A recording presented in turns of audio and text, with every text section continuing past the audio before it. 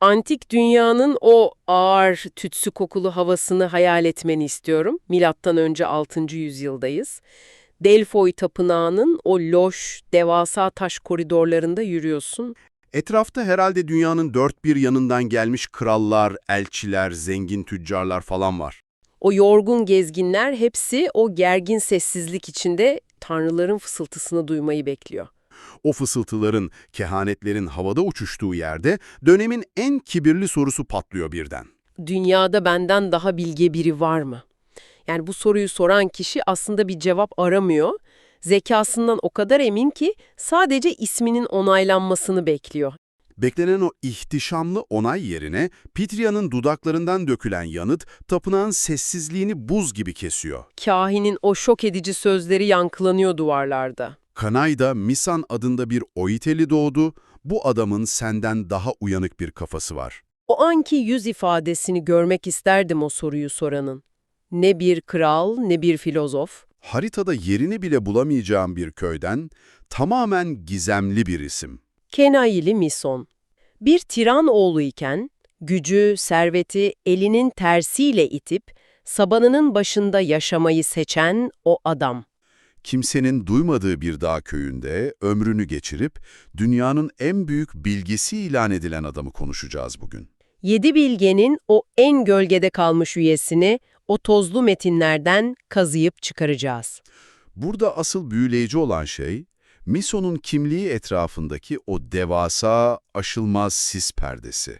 Tarihsel metinlerin kendi içindeki o bitmek bilmeyen kavgası değil mi?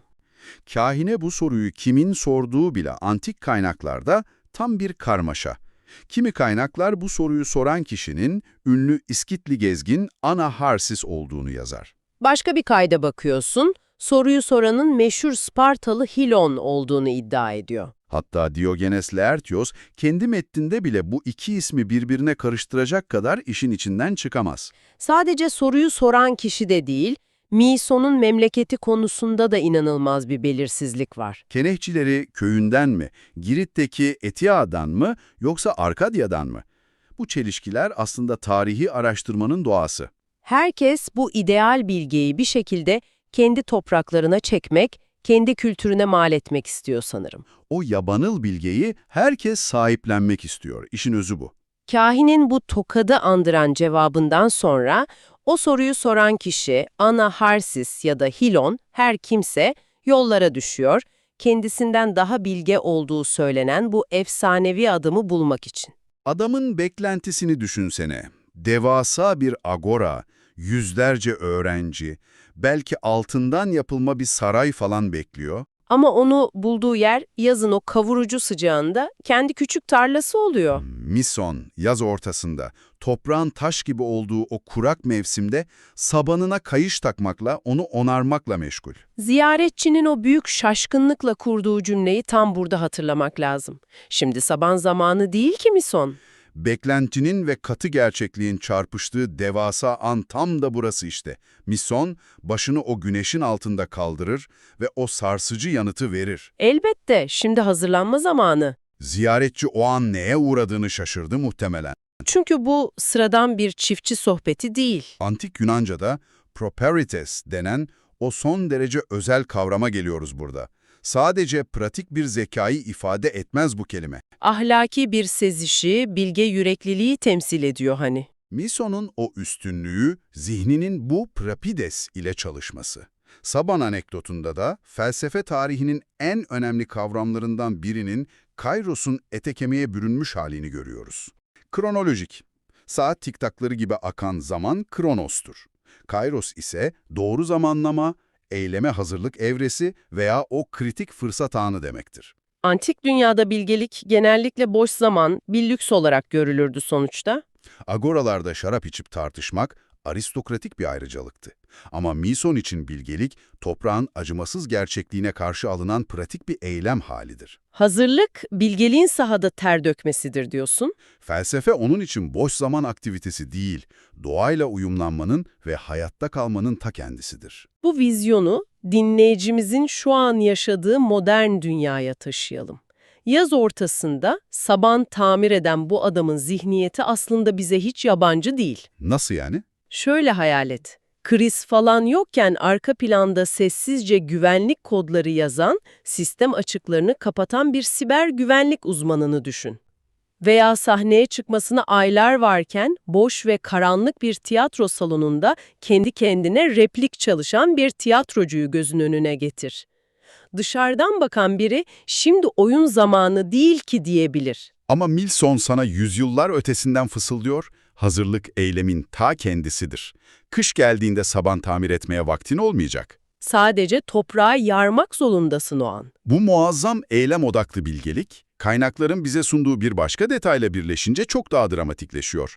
Kimi yazarlar, Mikson'un babası Straymon'un bir tiran olduğunu söyler. Bu inanılmaz bir detay. Yani adam mecburiyetten tarlada çalışan yoksul bir köylü değil, Soylu, güçlü, bölgesinin hakimi olan bir ailenin içine doğmuş, tiranlık gücü ve lüksü temsil ederken o tüm bu iktidar hırsını elinin tersiyle itiyor. gidip tarlasında o sade çiftçiliği seçiyor. İktidarı reddetmek, gücü elde tutmaktan daha büyük bir içsel bütünlük gerektirir açıkçası. Senin için buradaki o devasa ana çatışmayı netleştirelim. Gerçek bilgelik gösterişli sözlerde, saraylarda mı gizli yoksa o sessiz eylemde mi? Tam bu noktada Platon devreye giriyor.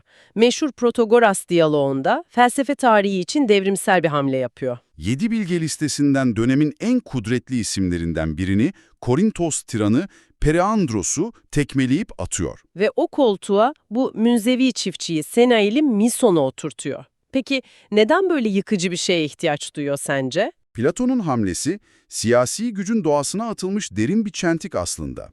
Bir tiran ne kadar başarılı olursa olsun ruhunda gerçek bilgeliği barınamayacağını savunuyor. Bilgelik dış koşullardan bağımsız ruhsal bir denge sonuçta.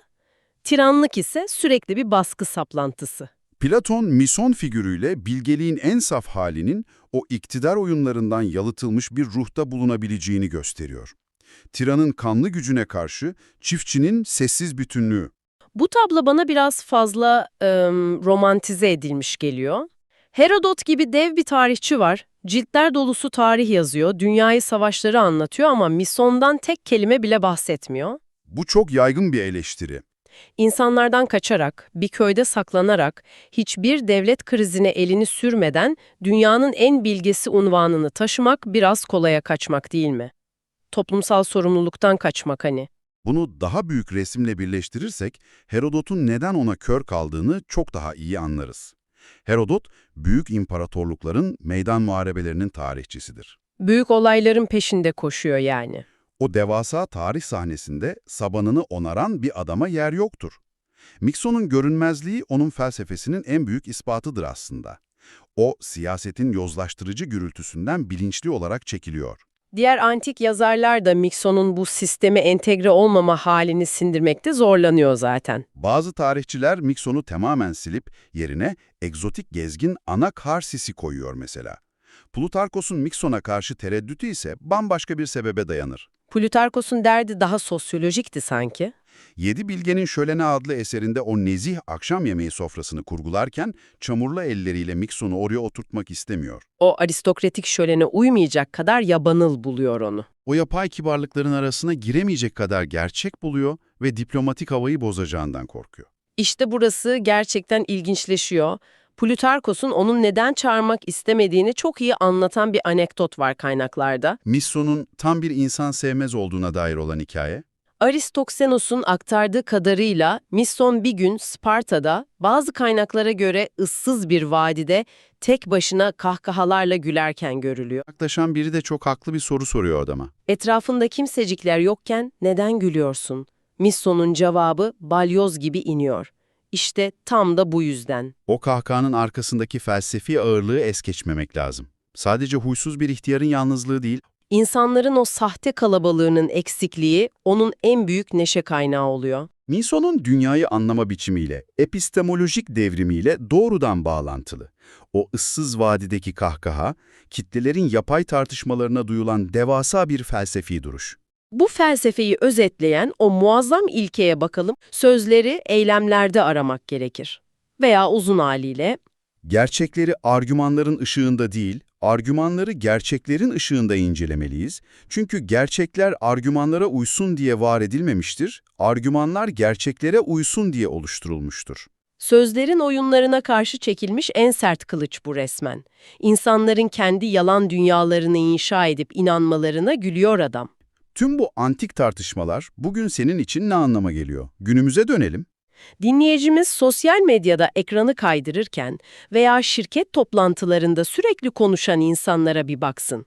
Gerçekleri o parlak PowerPoint sunumlarına, süslü argümanlarına uydurmaya çalışan kaç kişi var? Birileri parlak bir fikir atıyor ve dünyanın fizik kurallarını bile ona uydurmak için günlerce kelime öğretiyorlar. Mison, kelimelerin o kurgusal dünyasının gerçeği örtmesine izin vermeyen bir öncüydü. Kürsüye çıkıp alkış alman, tarladaki ekinin büyümesini zerre kadar değiştirmez sonuçta. Sözlerin eylemlere dönüşmediği bir dünyada argümanlar sadece kitleleri uyutan bir yanılsama. O kahkaha, kendi uydurduğu yalanlara inanan insanlığa atılmış felsefi bir alay. Bu adam, gösterişli antik dünyanın tam ortasına düşmüş rahatsız edici bir yabancı madde gibi. Mison'un kelimelere değil de eylemlere ve toprağa dayanan bu sessiz direnişi ilk kitaptaki diğer bilgelerle inanılmaz bir tezat oluşturuyor açıkçası. Solon'un o Atina meydanlarında yasalar yazan gürültülü hayatıyla falan kıyaslanamaz bile. Thales gökyüzüne bakıp ordulara yön verirken Mison bambaşka bir frekansta. 7 bilge kanunu da sırf bu yüzden onu hiçbir zaman tam sindiremedi. Diogenes Laertios gibi bazı metinler, Miros'un bu yargıyı askıya alan sarsılmaz yalnızlığının, yüzyıllar sonra gelecek olan Kiniklerin o doğaya göre yaşama felsefesinin temelini attığını fısıldar. Veya Pirronist septiklerin o her şeyden şüphe duyan yaklaşımının kökleri de diyebiliriz. Kesinlikle. Tüm şüpheci ve doğacı felsefenin gizli büyük babası bu isimsiz çiftçi olabilir mi sence? Tarih bazen o tohumu atanı unutuyor ama ağacı yüceltiyor işte. Tüm bu çelişen seslerin ve gürültünün ortasında soruyoruz sana. Bilgeliğin gerçek izini devasa kalabalıklarda ve süslü argümanlarda mı aramalı, yoksa kimsenin bakmadığı bir tarlada, yaz sıcağında sessizce kendi sabanını tamir ederken mi? Bir okur, bir kare, yaşayan kütüphane. Fikirler burada ölmez.